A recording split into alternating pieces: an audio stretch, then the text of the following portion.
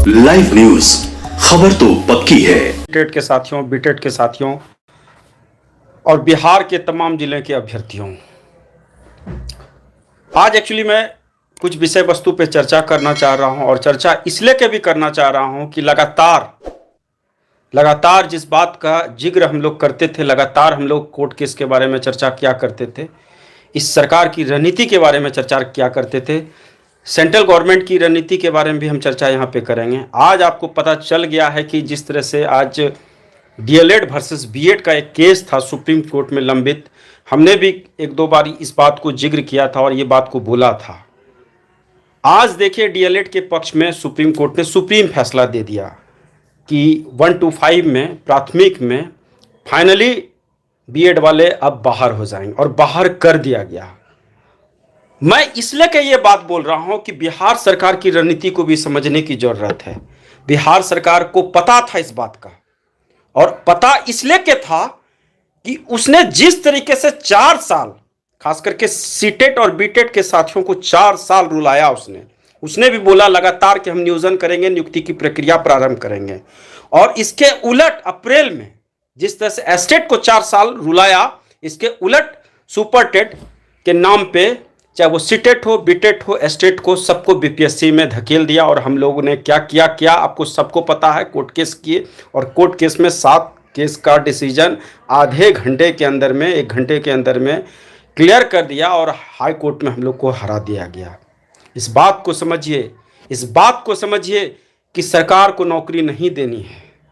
बिहार सरकार इस बात को जानती थी और इसी के चलते 2 दिन पहले एस्टेट 23 का नोटिफिकेशन निकालती है। बिहार सरकार को पता था और इस बात को अच्छे तरीके से वो जानती थी। इस बात को समझिए।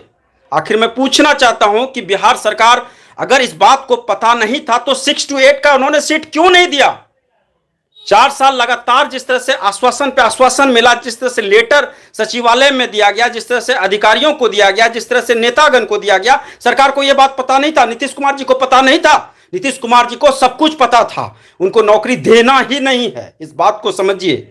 और इसी के उलट आज मैं इसलिए कि मैं बोल रहा हूं, बिहार ही एक ऐसा राज्य, सिंगल वन स्टेट है जहां पे माध्यमिक और उच्च माध्यमिक में सुपर टेट लिया जा रहा है। इस बात को समझने की जरूरत है। यूपी देख लीजिए, वेस्ट बंगाल देख लीजिए, छत्तीसगढ़ देख लीजिए, दिल्ली देख लीजिए, उत्तराखंड देख लीजिए, कोई ऐसा स्टेट नहीं है जहां पे सुपर टेट लिया जाता है माध्यमिक और उच्च माध्यमिक का। इस बात को समझिए अभ्यर्थियों। मैं इसलिए कि आज बोल रहा हूं, मैं भी बहुत दुखी हूं।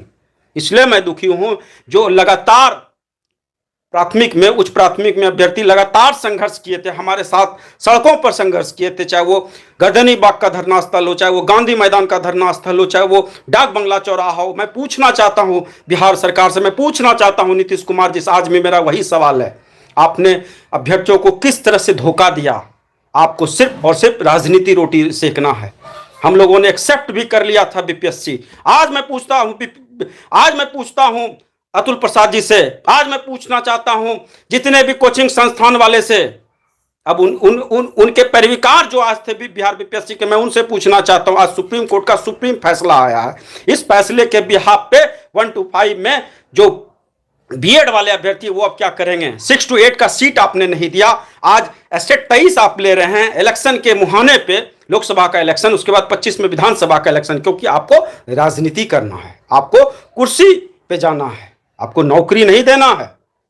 और एस्टेट 23 भी आपने जो लिया, सिर्फ और सिर्फ आपको राजनीति करना है, राजस्व कमाना है, आपको नौकरी नहीं देना है। मैं इस बात को हमेशा बोलता था। 12 मार्च के जेन्युइन रिजल्ट का, एस्टेट 19 का genuine result, 2 offline exam cancel हुआ, 1 ऑनलाइन एग्जाम लिया गया कोरोना काल में। उस समय हम लोग के साथ इसी तरह से विश्वासघात किया इसके नीतीश कुमार के आला अधिकारी, इनके जितने उस समय के तत्कालीन शिक्षा मंत्री विजय कुमार चौधरी। इस बात को समझिए साथियों, इस नेक्सस को समझिए साथियों। मैं बोला था इसके ठीक, मैं पिछला एक वीडियो में बोला था कि हम लोग के हाथ में अब कुछ नहीं, सारा पाला सरकार ने अपने हाथ में ले लिया। आज सरकार अगर सरकार में वाकई दम है तो इस पर एक निर्णय ले।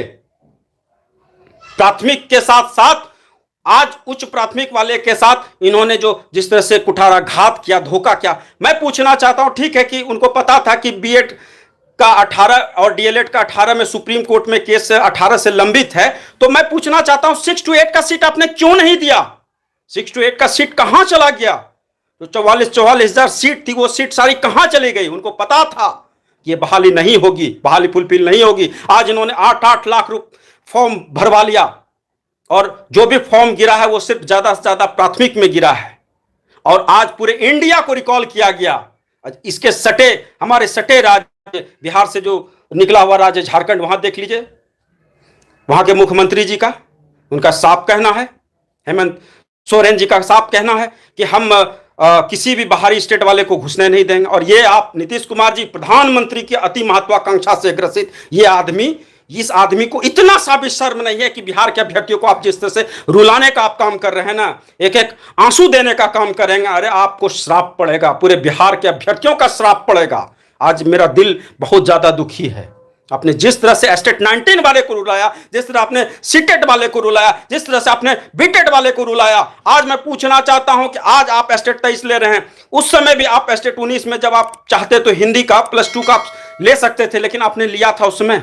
आज क्या है? सिर्फ और सिर्फ गुमराह करने का, टाइम किल करने का। इस बात को समझिए साथियों, आज मेरा मन बहुत दुखी है। और आज मैं आपको बता दूं साथियों, ये जो सुप्रीम फैसला है, सुप्रीम कोर्ट के फैसला को कोई चुनौती आप नहीं दे सकते। इस बात को समझ लीजिए साथियों, सुप्रीम कोर्ट लास्ट आदेश होता है, और इसको बिहार सरकार को भी मानना पड़ेगा।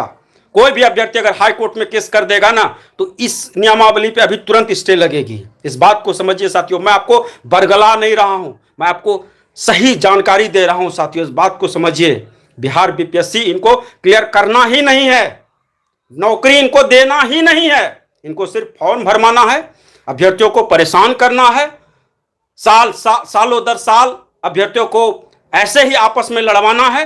स्टार्टिंग में इन्होंने एस्टेट 19 को 2 खंडों में 12 मार्च का पहला रिजल्ट जारी किया, 21 जून को 2 खंडों में विभाजित करके लड़ा दिया। आज डीएलएड वर्सेस बीएड वाले को लड़ाने का काम कहीं ना कहीं ये बिहार सरकार ही कर रही है। मैं पूछना चाहता हूं, 6 to 8 का अगर आप सीट दिए रहते तो आज उतना दिक्कत नहीं था। 6 to 8 का सीट इन्होंने क्यों नहीं दिया, जो अधिकार क्षेत्र बिहार सरकार के अधिकार क्षेत्र में था? मैं पूछना चाहता हूं नीतीश कुमार जी से, मैं पूछना चाहता हूं तेजस्वी यादव जी से, आपके ऊपर किस चीज का प्रेशर था? मोदी जी का प्रेशर था, सुप्रीम कोर्ट का प्रेशर था। और आज मैं तमाम कोचिंग संस्थान वाले से पूछना चाहता हूं, 6 to 8 के सीट के बारे में कभी आप अपने चैनल पे बोले होंगे? कभी बिहार सरकार पे बोले होंगे? आप लोग इसलिए नहीं बोले हैं, आप लोग सिर्फ और सिर्फ अभ्यर्थियों को चूसने का, शोषण करने का आप लोग काम करते हैं। और शोषण करने का आप लोगों ने काम किया, अपने हजारों हजार ऑफलाइन टेस्ट के माध्यम से, ऑफलाइन कोचिंग संस्थान के माध्यम से, ऑनलाइन कोचिंग संस्थान के माध्यम से आपने तो अपना भंडारा भर लिया। जिस तरह से बिहार सरकार ने अपना भंडारा भर लिया पूरे इंडिया से आमंत्रण करके, नोटिफिकेशन के नाम पे, आवेदन के नाम पे। आज मैं पूछना चाहता हूं, कहां चली गई नीतीश कुमार की चुप्पी? मैं पूछना चाहता हूं नीतीश कुमार जी से, अरे इतना सा भी शर्म है ना नीतीश कुमार जी, आप तुरंत इस्तीफा दीजिए।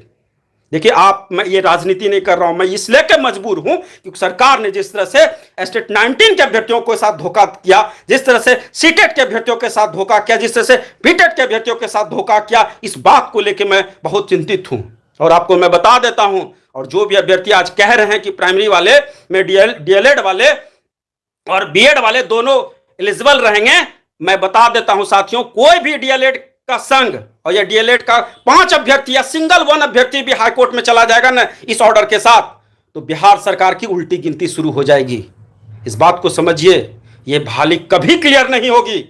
इस रणनीति को समझिए। 2 दिन पहले मैं पूछना चाहता हूं इनके सचिवालय के तमाम आला अधिकारी से, 2 दिन पहले आज एस्टेट 23 का नोटिफिकेशन, आप इतना दिन से जो अभ्यर्थी चिल्ला रहा था एस्टेट 19 वाले को ज्वाइनिंग करवाओ, एस्टेट 22 लो, एस्टेट 23 लो, उस समय आपके कानों में जू तक नहीं गया था। आपने क्यों आज 2 दिन पहले एस्टेट 23 का नोटिफिकेशन निकाला? इसका मतलब आपको पता था, आपको सारा हथकंडा पता था कि सुप्रीम कोर्ट से यह जजमेंट आने वाला है, ये ऑर्डर आने वाला है। और इसके सबसे बड़े अगर कोई जिम्मेदार हैं तो हमारे नेता हैं और हमारे मुख्यमंत्री साहब हैं। सबसे बड़े जिम्मेदार है मुख्यमंत्री माननीय नीतीश कुमार जी। इसके पीछे सबसे बड़ा अगर कोई मास्टरमाइंड है तो मुख्यमंत्री नीतीश कुमार जी। और मैं आपको बता देता हूं, महागठबंधन भी आपको नौकरी देने नहीं जा रही है साथियों। ये बात जरूर इस बात को लग रहा होगा, सेंट्रल गवर्नमेंट का जो स्टैंड है वही स्टैंड क्योंकि उन्हीं के पार्टी में रहे हैं ना, सालों साल उनके पार्टी में डबल इंजन की सरकार रहे हैं। नीतीश कुमार जी का भी कोई स्टैंड आउट नहीं है। मैं आपको बोला करता था साथियों, इस बात को समझिए। और आज मैं आपको बता देता हूं, एग्जाम तो ये ले रहे हैं, या होगा ये नहीं होगा ये तो भविष्य के पटल पे है, लेकिन इस बात को याद रखिएगा साथियों, ये बहाली अब कभी कंप्लीट नहीं होगी। लाइव न्यूज, खबर तो पक्की है।